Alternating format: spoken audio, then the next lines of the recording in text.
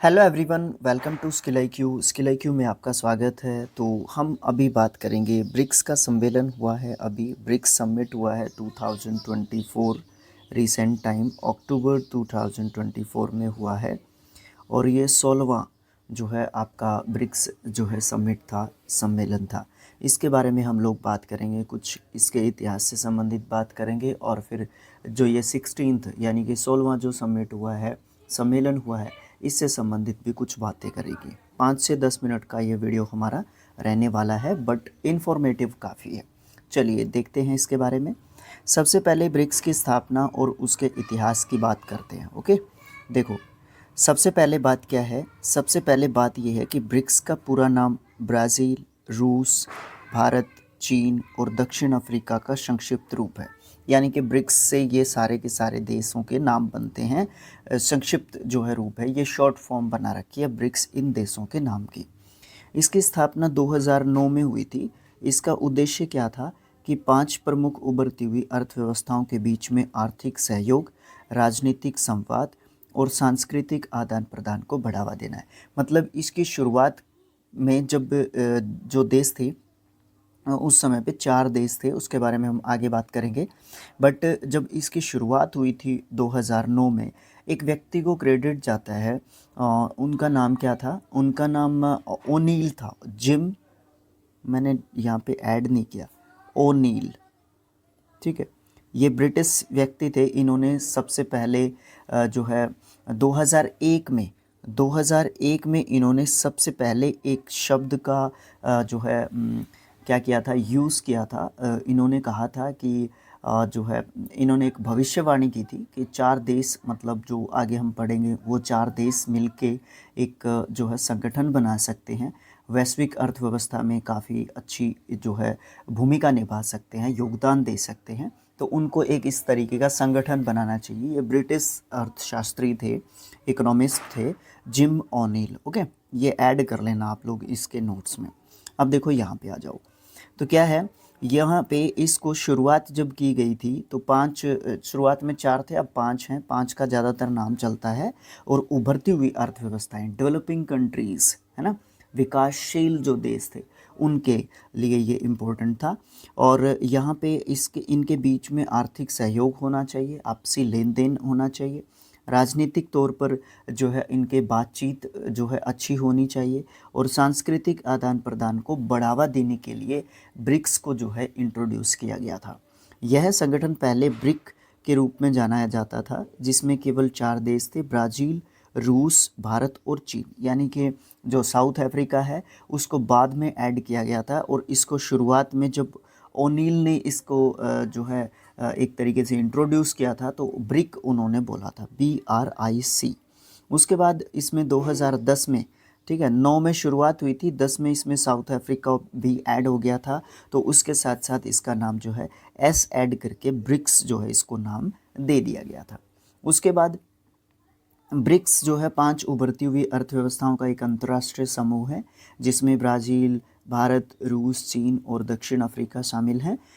इस बार जो है इसमें नए देश भी ऐड कर दिए गए हैं। इस बार मतलब 2023 के समिट में ऐड किए गए थे, जिसको लास्ट में हमने लिया है, उसमें जो है ये देश भी ऐड कर दिए गए। इसमें 5 देश और ऐड कर दिए गए हैं, 4 या 5 का नाम आता है इसमें, ठीक है। तो ईरान, मिस्र, इथोपिया और संयुक्त अरब अमीरात जो है इसके अंदर ऐड कर दिए गए हैं, ठीक है। तो यानी कि इसमें टोटल मेंबर जो है 10 हो गए हैं अभी, ठीक है। टोटल मेंबर कितने हो गए? 10 हो गए हैं। उसके बाद 2009 में पहली बार येकातेरिनबर्ग, येकातेरिनबर्ग, ये एक रूस का शहर है, ठीक है, रूस का शहर है येकातेरिनबर्ग। इसमें ब्रिक्स देशों की पहली बैठक हुई थी। पहली बार जो पहला समिट हुआ था, ये जो 16वां समिट है, ये पहला समिट जब हुआ था तो ये भी रूस के अंदर ही हुआ था, और 2009 में हुआ था येकातेरिनबर्ग में।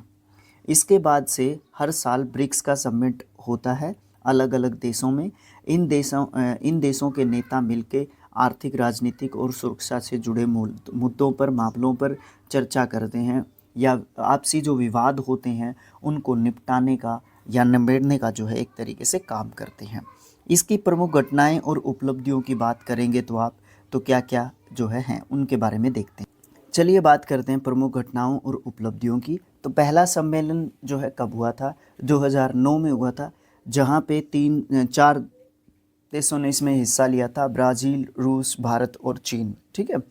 उसके बाद दक्षिण अफ्रीका जो है 2010 में शामिल हुआ था। दक्षिण अफ्रीका जब शामिल हुआ तो इसको ब्रिक्स नाम जो है दे दिया गया। फिर इन्होंने 2014 में एक बैंक की स्थापना की थी, new development bank, NDB, new development bank की स्थापना की थी इन्होंने।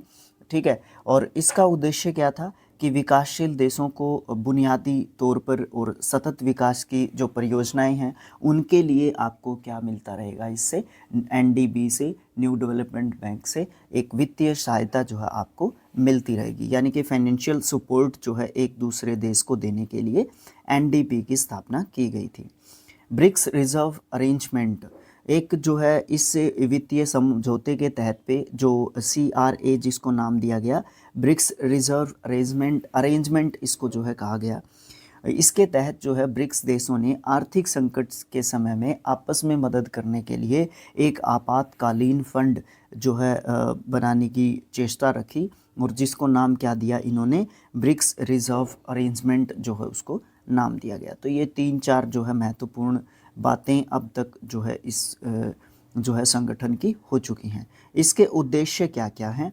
इसके उद्देश्यों में 4 चीज़ों को आप महत्वपूर्ण तौर पर जो है मानते हो।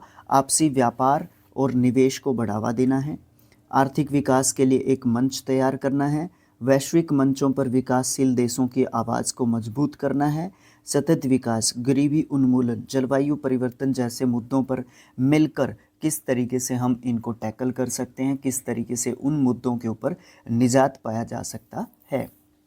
इन मुद्दों पर, इन बातों पर जो है मिल के चर्चा करनी है, मिल के ये सब चीज़ें हमें करनी है। फिर प्रमुख एजेंडा और संभावित मुद्दे क्या क्या हैं ब्रिक्स के? वैश्विक आर्थिक विकास और वित्तीय स्थिरता। देखो, आर्थिक स्थिरता और वैश्विक मंदी के बीच में ब्रिक्स देशों के बीच आर्थिक सहयोग को बढ़ावा देने पर चर्चा की जानी जरूरी है। न्यू डेवलपमेंट बैंक का विस्तार करना है, और जो भी सदस्य देश हैं उनके लिए वित्तीय सहायता का मुद्दा जो है उठाया जाना बहुत ज़्यादा ज़रूरी है। मतलब सभी देशों को, जो भी ब्रिक्स जो है कंट्रीज़ होंगे, उनमें आपसी जो है क्या होगा, एक दूसरे को वित्तीय सहायता मतलब फाइनेंशियल सपोर्ट जो है एक दूसरे को देनी है। फिर दूसरे नंबर पे ब्रिक्स मुद्रा, सदस्य देशों के बीच लेन देन के लिए एक साझा मुद्रा या वैकल्पिक वित्तीय व्यवस्था की संभावना पर विचार किया जा सकता है, ताकि अमेरिकन डॉलर पर निर्भरता कम की जा सके।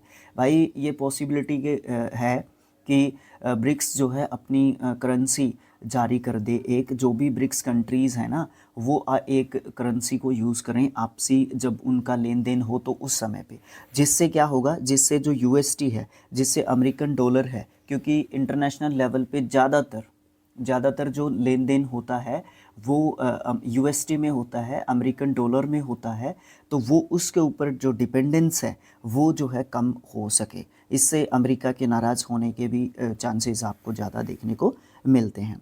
तो मतलब कहने का ये है कि ब्रिक्स जो कंट्रीज़ हैं वो अपनी एक मुद्रा भी लॉन्च करने की फिराक में चल रही हैं। उसके बाद सदस्यता का विस्तार। ब्रिक्स ने हाल ही में कई नए देशों को शामिल करने की योजना बनाई है। 2023 में अर्जेंटीना, मिस्र, ईरान, सऊदी अरब, UAE और इथियोपिया को सदस्यता का निमंत्रण दिया गया था। 16वें शिखर सम्मेलन में सदस्यता पर विचार करने की संभावना है। संभावना नहीं है, ये पहले का आर्टिकल है, अभी हो चुका है ये। ठीक है, तो अब टोटल 10 मेंबर कंट्रीज़ यहाँ पे ऐड हो चुके हैं। ठीक है, ओके। उसमें अर्जेंटीना का नाम नहीं दिया हुआ था ऊपर, तो आप ये ऐड कर सकते हैं। तो टोटल 5 देश यहाँ पे ये हो जाते हैं, 1 2 3 4 और 5 6। नहीं, यहाँ पे अर्जेंटीना का नाम नहीं आता है, यहाँ पे ये सब नाम आते हैं। ठीक है, अर्जेंटीना का नाम नहीं आता है। अर्जेंटीना को प्रस्तावित किया गया था और जनवरी में इन देशों को जो है ऐड कर लिया गया था एक तरीके से ब्रिक्स कंट्रीज़ के अंदर। फिर मुद्दा आता है चौथा, सुरक्षा और आतंकवाद। साइबर सुरक्षा यानी कि ऑनलाइन फ्रॉड जो चलते हैं, और आतंकवाद जैसे मुद्दों पर आपसी सहयोग के लिए भी वार्ता हो सकती है, बातचीत हो सकती है। उसके बाद पर्यावरण और जलवायु परिवर्तन। अब जैसे आप देख रहे हैं कि पर्यावरण चुनौतियों और जलवायु परिवर्तन के खिलाफ सामूहिक कदमों पर विचार किया जाना जरूरी है, जिसमें कार्बन उत्सर्जन में कटौती, सतत विकास और पर्यावरण संवर्धन जैसी योजनाओं पर फोकस करना पड़ेगा। तो कहने का मतलब ये है कि ब्रिक्स कंट्रीज़ ये सोचती हैं कि पर्यावरण का भी ख्याल करना ज़रूरी है, नहीं तो हम आने वाली जनरेशन्स का ख्याल नहीं रख पाएंगे, या आने वाली जनरेशन्स को हम क्या दे पाएंगे। तो कार्बन उत्सर्जन इसमें सबसे इम्पोर्टेंट है, ठीक है। विकास भी करना है बट अपने एनवायरनमेंट को बचाना है हमें। उसके बाद स्वास्थ्य और विज्ञान। कोविड-19 महामारी के बाद स्वास्थ्य क्षेत्र में सहयोग बढ़ाने के लिए प्रयास लगातार जारी हैं। ब्रिक्स वैक्सीन अनुसंधान और स्वास्थ्य संरचना पर सहयोग को मजबूत किया जा सकता है। 2023 में जो है दक्षिण अफ्रीका के जोहान्सबर्ग में 15वां शिखर सम्मेलन हुआ था, जिसमें सदस्यता विस्तार की योजना बनाई गई थी और जिससे एक बड़ा संगठन जो है इसको बनाया जा सके, ब्रिक्स को। तो इसमें जो है नए देशों को जो है सदस्यता देने के ऊपर काफ़ी विचार विमर्श किया गया। 16वां शिखर सम्मेलन रूस में हो रहा है और रूस के कजान में हो रहा है, क्या हो चुका है, और ये डेट शायद मैंने इसमें ऐड नहीं की हुई, आप डेट पे ऐड कर सकते हो। 22 से 24 जो है अक्टूबर 2024, ठीक है। ये जो है 16वां शिखर सम्मेलन जो हुआ है एक्चुअली हो चुका है, ठीक है। और 23वां कहाँ पे हो चुका है? जोहान्सबर्ग में हो चुका है, ठीक है, जोहान्सबर्ग में, ओके। जोहान्सबर्ग में, दक्षिण अफ्रीका के जोहान्सबर्ग में हो चुका है। उसके बाद 16वें शिखर सम्मेलन की बात है, जो कि रूस और पश्चिमी देशों के बीच में तनावपूर्ण संबंधों के बीच सबसे महत्वपूर्ण जो है सम्मेलन माना जा रहा था। 16वें शिखर सम्मेलन से ये उम्मीद की जा रही थी कि जो है संगठन वैश्विक मंच पर या स्टेज पर एक सामूहिक आवाज़ को मजबूत करेगा और विकासशील देशों के लिए एक महत्वपूर्ण मंच बन के उभरेगा। तो इस तरीके के बहुत सारे और मुद्दे जो है यहाँ पे डिस्कस किए गए हैं, बहुत सारी चीज़ें जो है यहाँ पे डिस्कस की गई हैं। एग्ज़ाम पॉइंट ऑफ व्यू से इम्पोर्टेंट रहती है थीम, यानी कि विषय। तो निष्पक्ष वैश्विक विकास और सुरक्षा के लिए बहुपक्षवाद को मजबूत करना, ये जो है 2024 का 16वें समिट का जो है क्या रहा, ब्रिक्स समिट 16वें का 2024 का, जो कि कजान में हुआ है, रशिया के कजान में हुआ है, उसका ये थीम रहा है। और ये कब हुआ है? 22 से लेके 24 अक्टूबर को। और इसमें हिस्सा किसने लिया है? भारत की तरफ से पीएम मोदी जो है खुद गए थे इसमें, ठीक है। बहुत सारी चीज़ें, बहुत सारे और भी मुद्दे इसमें डिस्कस किए गए हैं, ठीक है। वो एग्ज़ाम पॉइंट ऑफ व्यू से जितने भी इम्पोर्टेंट थे वो हमने यहाँ पे शामिल किए हैं, नहीं तो आप ये वीडियो को कितना भी कर लो। अब हम बात करेंगे, हमारे 5 MCQs हमने यहाँ पे लिए हैं। देखिए अभी ब्रिक्स शिखर सम्मेलन 2024 किस देश में आयोजित किया गया?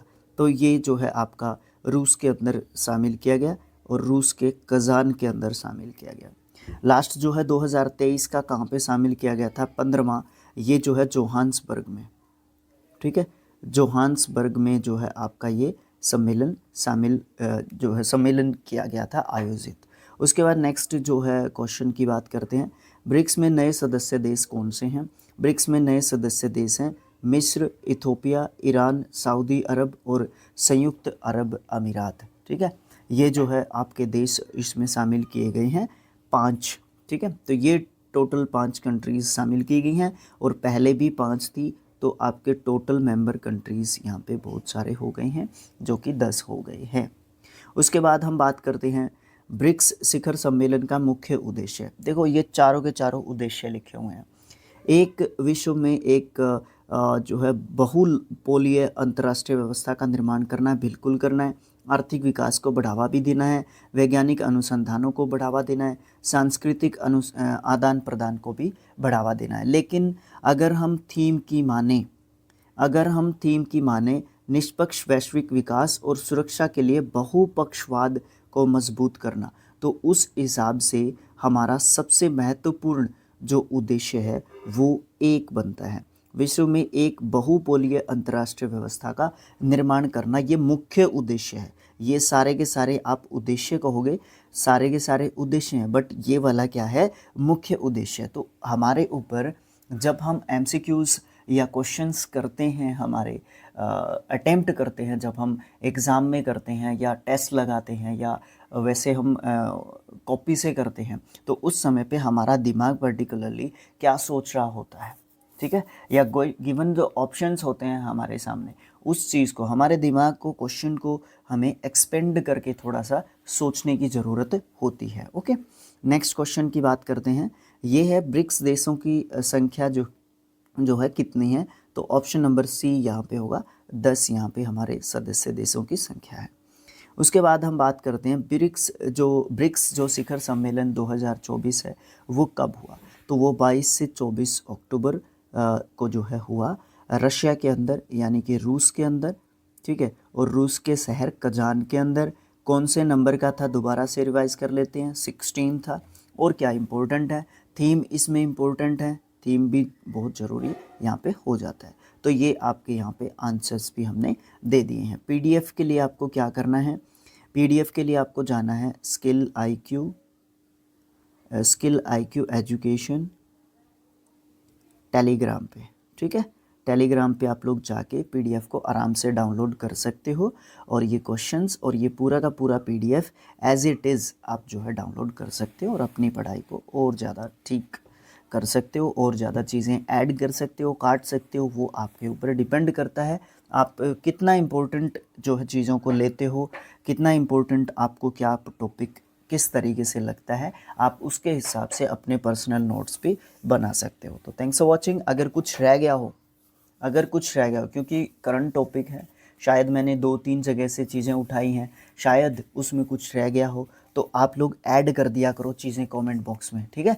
तो फिर उस पर्टिकुलर कमेंट को हम लोग पिन कर देंगे। तो जब उस कमेंट को पिन कर दिया जाएगा, वैसे कमेंट्स इतने ज़्यादा भी नहीं होते हैं, लेकिन फिर भी उसको पिन कर देंगे, तो क्या होगा, वो कमेंट आएगा सबसे ऊपर आपका, ठीक है।